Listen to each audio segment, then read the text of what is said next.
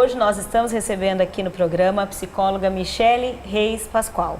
Ela é especialista em terapia de família e saúde mental. Michele, obrigado pela presença. Obrigada. Hoje o nosso tema é sobre o medo e a gente queria que você falasse um pouco sua experiência no consultório, sobre as pessoas que sentem medo, fobia e o que pode decorrer sobre isso.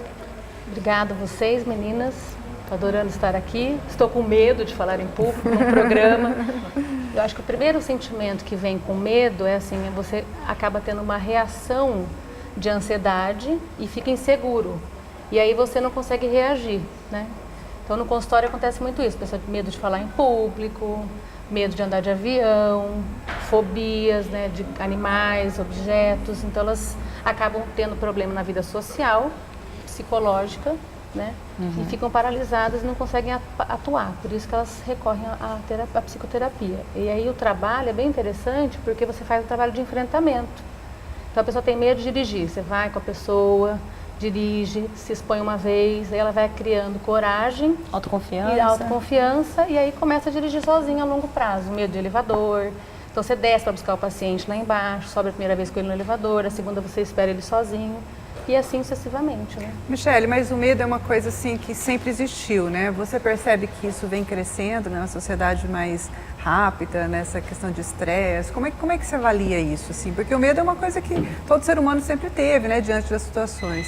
Mas hoje, como é que você vê o medo? É que, na verdade, assim, o medo é uma necessidade de sobrevivência. Para a espécie, ele é excelente. Então, por exemplo, se eu não tivesse medo de nada, eu pularia a janela da minha casa, porque eu adoro paraquedas. Não teria limite, né? Exatamente. Então, o medo traz uma consciência de que eu não posso pular, porque se eu pular eu vou morrer, certo? Agora eu acho que está aumentando pânico, fobias, até pelo estresse que a gente vive nessa vida. Hoje você tem que falar inglês, falar francês, malhar, ser a mais bonita, estar inteira maquiada, 24 horas trabalhando, né? Michele, eu ouvi uma vez de um médico que eu fui consultar e eu cheguei na consulta, eu estava no auge do meu medo de avião, né? E era lá em São Paulo, eu cheguei chorando assim, falei... Ai, hoje eu quase não vim à consulta, porque eu, antes de sair de Londrina, antes de pegar o avião, eu chorei. E daí ele ficou me olhando, assim, em japonês, bem calmo, zen, né? Daí ele falou, e você veio, né? Eu falei, eu tô aqui. Ele falou, que bom. Então, enquanto você estiver com o medo e estiver conseguindo fazer as coisas, está tudo bem. Porque o duro não é o medo que faz você correr. É aquele que paralisa, né? É o que paralisa. Sim, você não consegue, isso, que você não consegue enfrentar a sua vida, né? Que causa esse problema de convívio social. Eu vi numa reportagem uma executiva de 45 anos, que ela tinha tanto medo de avião, ela falou que ela tomava remédio antes do embarque, ela incomodava todas as comissárias, quem estava sentado do lado, era um inferno. Até o dia que ela fez o check-in, não conseguiu entrar, voltou para a empresa e pediu demissão. Então, olha onde chegou. Aconteceu isso comigo algumas vezes, eu entrar no avião, sério, e eu ia falar com o comandante, eu chegava para a moça e falava assim, posso falar com o comandante? Ela só assim, olha aquela cara assim... Não, para saber das condições meteorológicas, O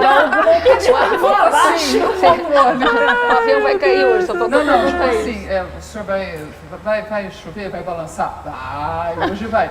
Pode pegar alguma rota assim mais segura, tem como desviar? Eu desço aqui, uma vez o comandante falou, olha, vai chacoalhar. Eu falei, tô descendo, mas a sua bagagem, eu falei, eu peço para alguém pegar lá em Londrina. Sério, você fez? Jura? Eu desci do avião, fui para a rodoviária, imagina. Mas puxando esse gancho, a pessoa que tem medo de avião, não sei se você se percebe assim, é um pouco controladora. Totalmente, né? Totalmente. E perfeccionista, então ela tem um perfil de que as coisas têm que sair do jeito que ela programou.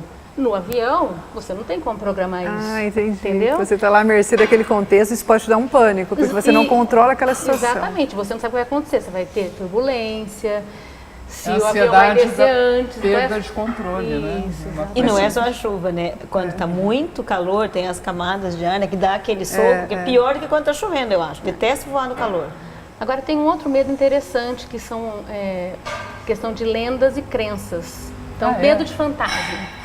Sério? Medo do Saci Pererê, medo da Do cuca. Saci Pererê. Mas não é coisa de criança? Isso, mas Então, são lendas e crenças que formam, né, opiniões, e aí você acaba tendo medo de situações que não são verdadeiras. Mas né? no consultório aparece isso? Gente assim com medos muito fantásticos. Bom, acho que todo medo no fundo tem um elemento de fantasia, né? Mas essas fantasias assim mais infantis ou mais absurdas existem? Existem. E na verdade tem hora que dá vontade até de rir, né? Como assim medo da cuca? A cuca não existe. Mas e para você mostrar para a pessoa isso? Então você tem que até falar, olha, você está aqui hoje, algum dia você viu a Cuca na sua vida?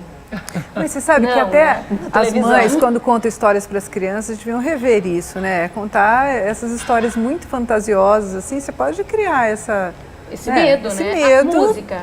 Boi, boi, boi, exatamente, da cara Gente, isso é uma música horrível, né? Eu cantava para os meus filhos E no aquelas- gato, né? O gato também. Atirei o pau no gato, Ah, não, coitado mas do essa é gato. mais um pune pro gato. Né? Eu cantava para meus filhos aquela assim, a canoa virou. E eu fazia assim, um dia minha filha, mãe, para com essa música, é muito triste. Ai, tadinho. Porque traz o medo, né? Eu falei, eu li também numa pesquisa, um centro de pesquisa, que 15% dos adultos que têm fobia adquiriram essa fobia pela família, pela mãe ou pelo pai, que tinha medo excessivo de alguma coisa. A mãe tem medo de barata, cada vez que vê uma barata, sobe em cima da cadeira, grita, faz o escândalo, a criança cresce vendo aquilo e acredita que a barata realmente é muito nociva. É então uma- acaba desenvolvendo, é A isso modelagem porque é o comportamento aprendido. Você É o exemplo, aprende né? a ter medo de barata, né? Por Parece mais que seja uma situação meio boba, a criança pode aprender ou pode ir para outro lado. Nossa, como minha mãe é boba, né? Pode ter resolver. essas duas Mas situações. essa questão assim também da falta de relacionamento hoje entre as pessoas, né? Acho que esse mundo moderno faz as pessoas se relacionarem menos dentro da casa, e, enfim. Isso também não pode trazer mais ansiedade, mais medo, porque antes a gente tinha mais convívio, era uma coisa mais calma. Com Hoje ninguém certeza, convive né? com ninguém, é computador, telefone, aquela Porque você aquelas se que sente vai inseguro, falar né? E a gente fala, o sozinha, medo né? traz o quê? Quando você está numa situação de medo, você tem o quê? Insegurança. Insegurança. Se você Sente não tem sozinha pra resolver um desenvolve problema. uma segurança no seu filho, automaticamente ele vai ter medo das situações, né? Tem criança que tem medo de no esporte competir, medo de perder, medo de estar sendo avaliado. Então, por quê? Está muito inseguro dentro de casa, ser comparado. né? De ser, né? De ser avaliado mesmo, é. né? Aí se não faz o gol, volta para casa com crise de ansiedade, chorando. Com certeza a perde família deve controle, cobrar 10 anos de dele, né? idade. Sim. Muito, então você tem que, eu acho que tem que ter equilíbrio, porque senão as pessoas ficam muito tensas. Assim, eu vejo muito isso. A educar um filho hoje é uma coisa bastante séria, sabe? Porque assim, o brasileiro já quer valorizar só quem é campeão, né? Quem ganhou em segundo já descarta. E assim, às vezes você precisa entender isso, porque assim, a gente até outro dia eu vi até acho que foi uma reportagem americana, dos pais de uma família falando, falando com a escola, né? E assim, porque assim, os pais hoje cobram muito dos seus filhos.